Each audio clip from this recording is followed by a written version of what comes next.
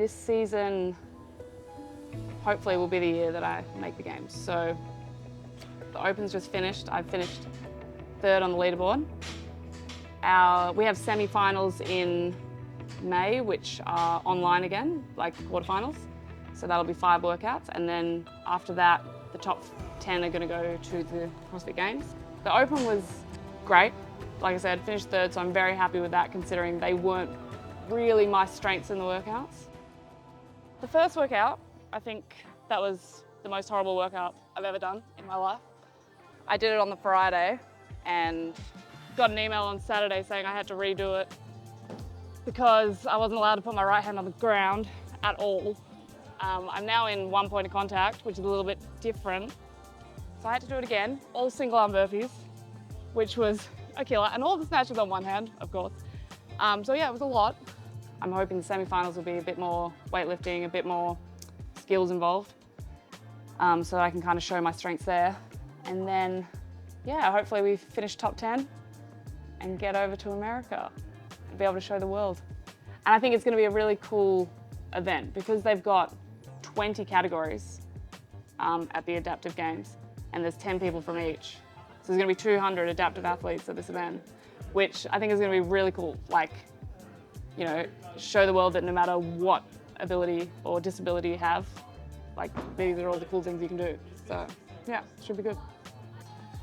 Love a squat snatch, and when like I land them, they feel so good. But yeah, it's a lot more stability, especially in that squat position. Like, I don't know how many overhead single arm dumbbell squats you've done, but like your weight and you need heaps of mobility. It just feels kind of like everything needs to go perfectly for it to work. Whereas the clean and jerk, you got a bit more like leeway.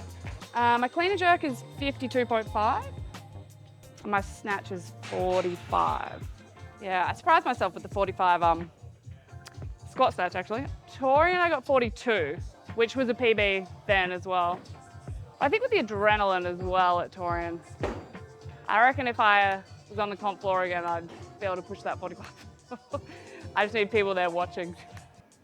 I think the adaptive division is very necessary. I think, you know, for me growing up, I was really into dancing and all I wanted to do was dance. And I actually went to a full-time dance school when I finished school, and that's all I wanted to do. And then when I got out of that and I was applying for jobs, I was told by someone that actually you'll never be able to get a job because of your arm, because I have Erb's palsy, which caused by trauma to the nerves in my neck when I was born. And so my arm didn't develop properly. It's a lot weaker than my other arm. And for me, that was like soul crushing. Like thinking that you are able to do something and then someone being like, no, you can't do it. Devastating. And I think, you know, for a lot of kids who have disabilities, they think that, like, it's like, well, all they ever see is these elite athletes that are completely able-bodied. For them, it's like, well, I'll never be able to play a sport. I'll never be able to do this. But seeing, you know, the adaptive divisions and seeing someone who's got one leg up on a big stage at the games at Torian, absolutely killing it, for a kid that's only got one leg, that's huge. Like, they have so much more to strive for. They think, okay, I can do it. I've got to figure out how, but it's not impossible. It's illegal to wear gymnastic grips on. Is it allowed to wear gymnastic grips on a dumbbell? Yeah, because it's only my grip that's going. For those hang ones, I don't have to hold on to things this big for very long. Yeah, everyone always asks me, like, do you ever train your right side? Or you only ever do your left arm? I definitely train my right side as well.